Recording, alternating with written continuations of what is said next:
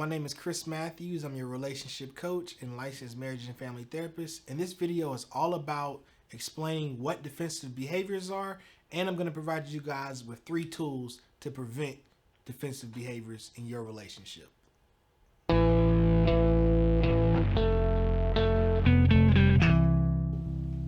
What is defensiveness? As a couples counselor, I find that a lot of couples and clients will come in and they will share how their partner was being defensive. So I want to take a moment and define what that is. Whenever you present something to your partner and they perceive it as a threat, then they have an emotional defense system that's going to negate that threat.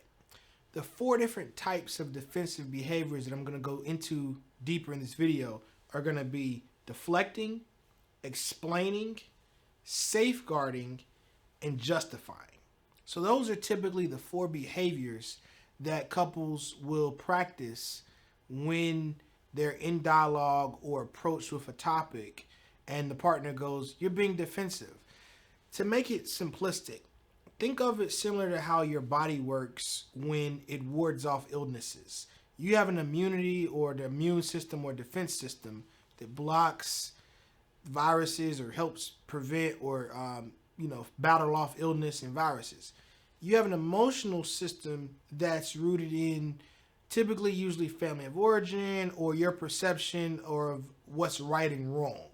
So when your partner approaches you with a topic or an issue and you feel like you weren't in the wrong, you immediately want to defend your position.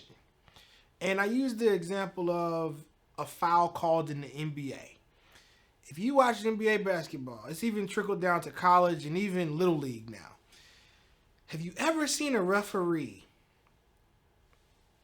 take the call away? So if there's a foul on the play and the player's like, "Come on, ref, that didn't happen," and he's trying to argue his case, does the referee ever go, "You know what, you're right, let's take the foul out"? No, that doesn't happen. Does the football referee say, "You know what, yep, it's not a foul, we'll go ahead and just not mark the yards off"? Usually when the foul is called, that's the foul. So with your partner, to pull this and make it full circle, if your partner feels like you did something wrong, they're not willing in that moment of penalty to just revoke the call.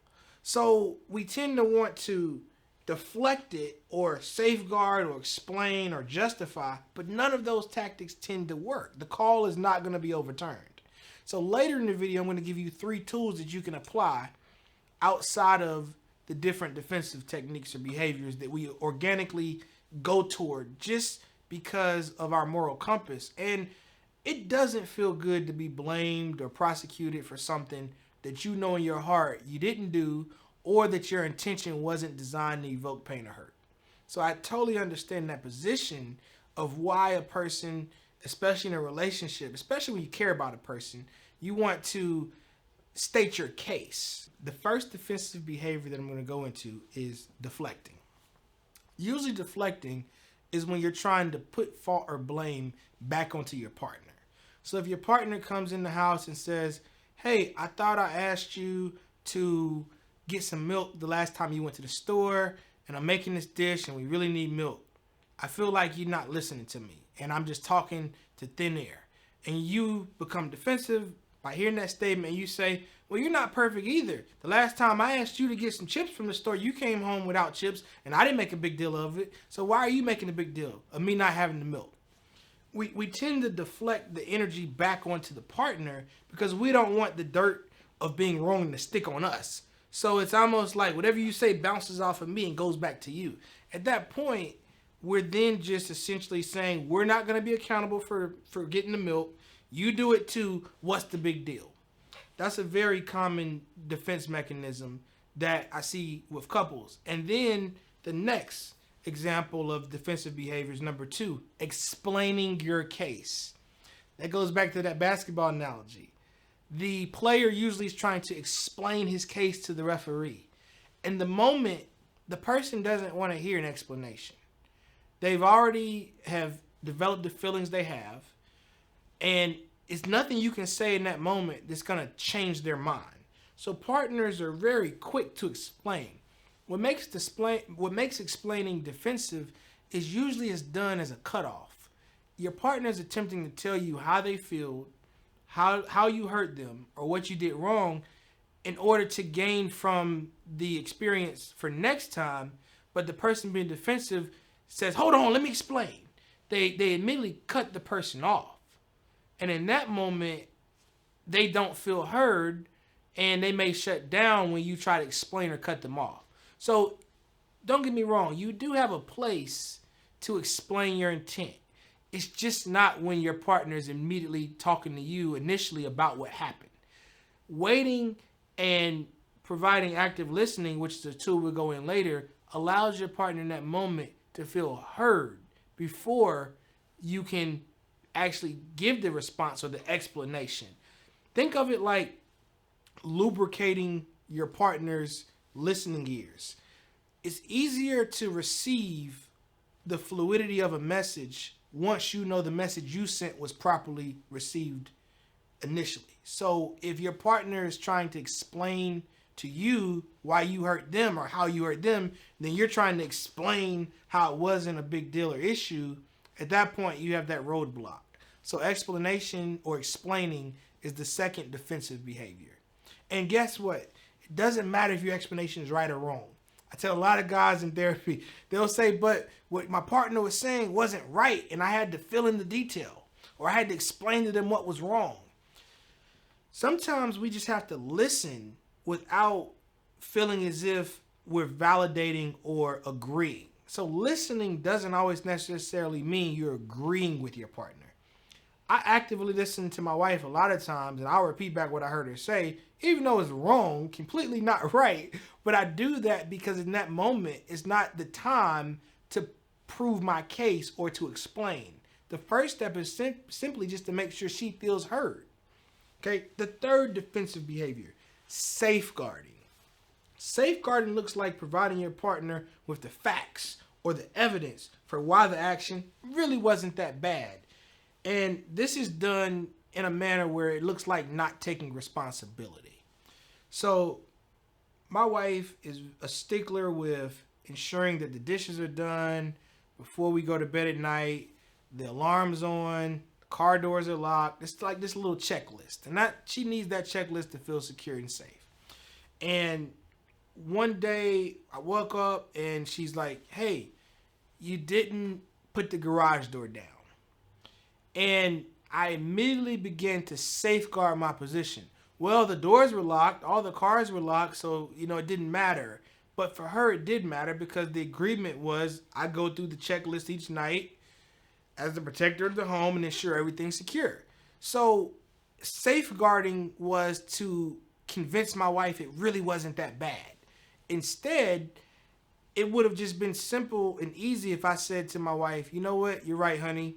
I did not put the garage door down, and that didn't, align with the task. I didn't complete the task that we talked about, and I can see how you don't feel safe about that, right? In that moment, there's no argument or fight. There's not a winner or a loser. Refer back to fights, arguments, and persuasive conversations in my past videos.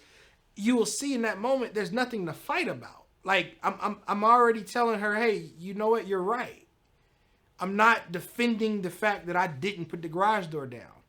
You got me. It's true. I didn't put the garage door down. And what did that create in you? A moment where you didn't feel safe. Now I can transition the conversation to next time. You know what, honey? On nights when I'm coming home late after taking kids to practices and, my eldest may came in after me and he went back out to move the trash can, I have to do a better job of not depending on the 13-year-old to put the garage door down. That's my responsibility. So next time, I'm going to ensure that I follow the checklist and not just assume that someone else did it, because that's my job. At that moment, I'm validating to my wife, 1, you're right, didn't put the garage door down. 2, I'm taking responsibility. And 3, I've demonstrated through my actions and words that I'm going to do something different next time so it doesn't happen. At that point, the dialogue's over. There's nothing else to talk about. Instead, what partners will do is defend it blame other people, justify, and they blow it up. And now it's a fight and an argument that didn't even have to take place. The fourth and final defensive behavior I see a lot between couples is justifying. Justifying is the attempt to provide your partner with the facts or the details on why what you did or didn't do wasn't that bad. And a lot of times couples will do this because, similar to safeguarding, we don't want to be looked upon as someone that did something wrong or in a negative light. The justification doesn't take away the fact the action was done or not done. So the reason doesn't make your partner go, oh, you know what? Because of that reason, I'm not mad anymore. That never happens. If your partner is already upset with something, the justification doesn't take away those feelings immediately. Now, once they felt heard and you take the time to understand why they were upset, then a partner that loves and cares about you will give you the grace of forgiveness. They'll look at your track record. They'll see that if they provide you with the benefit of the doubt, that's okay because your behavior isn't a pattern. It's not ongoing. But in that moment, if you try to justify, you don't get the grace from your partner for them to stop and say, you know what? Out of all the times you secure the home, you left the garage door up this one time, and that has never happened. In that moment, your partner can take a role and be loving and caring and acknowledge that they're upset, but when they reflect back on the body of work, that's not a routine or behavior. Now, if you're watching this video and you do have a routine or behavior messing up, then that's different. But for those that don't have the routine or ritual of messing up, then your partner can look at giving you the benefit of the doubt. So the 4 different defensive behaviors we just talked about: deflecting, explaining, safeguarding, and justifying. In my relationship courses, I have a unit that's devoted to securing your partner's feelings and ensuring they feel safe. In that course, there are several videos that actually give examples of real-time dialogues between couples and will show and demonstrate the skills to use to counteract these 4 behaviors and what they look like. So as we transition to the tools, what are the tools that you can use at home right now to avoid defensive behaviors? And I know you guys are thinking, well, man, Chris, you mentioned deflecting, explaining, safeguarding, justifying. So how do I respond now when my partner accuses me of something and I know I didn't do it? I know they may be blowing it out of proportion. So what do? Do I just sit there and take it? No, you don't just have to sit there and take it. These are 3 tools you can do or use in order to prevent defensiveness, but also still have a voice. Tool 1. You and your partner need to explain the rules of engagement. So a lot of times defensiveness can be evoked when someone comes at you the wrong way. So what is coming at your partner the wrong way? That could look like using profanity, having a strong or violent tone, a elevated voice. It could look like being physical by slamming the door or just demonstrating that the environment is unsafe and they're upset and we're now going to initiate some sense of fighting. Instead, if you have the rules lined out or the rules of engagement laid out, you can deter those behaviors. Rules of engagement look like coming to your partner and saying, hey, look, I want to have a dialogue with you because what happened yesterday really made me upset. But I want you to know that as we talk, I'm not going to be yelling or use profanity. I'm also going to make sure that my messages are very short and sweet because I know I can go over. What do you think we need to do as well to have this dialogue? Well, I appreciate you coming to me because knowing that it's not going to turn into a fight is helpful. I also would suggest that we make sure that our tones stay low and elevated because when I hear your passion, sometimes it makes me feel like you're yelling at me. Got you. What else are you thinking? Well, I think another rule should be that we have a cap off time. We're going to have an amazing, dinner this evening on date night, and I don't want this to bleed over in the date night. Okay, deal. So you've made those rules of engagement. So even as you engage in the dialogue, you know that there's going to be an end time. There won't be any yelling and shouting. The messages will be short and sweet, so you're not going to overflow the messages. And that way, you know that you're not going to be fighting. You're actually setting up a persuasive conversation in that moment. So that's one rule to prevent defensiveness. The second rule or tool you can use: seek to understand before you seek to be understood. So what does that look like? I said it earlier in the video. Just because you're listening to your partner, it doesn't mean that you're consenting and agreeing with what they're saying. The way I listen to my wife, even when I don't agree with her, is I repeat back what she says.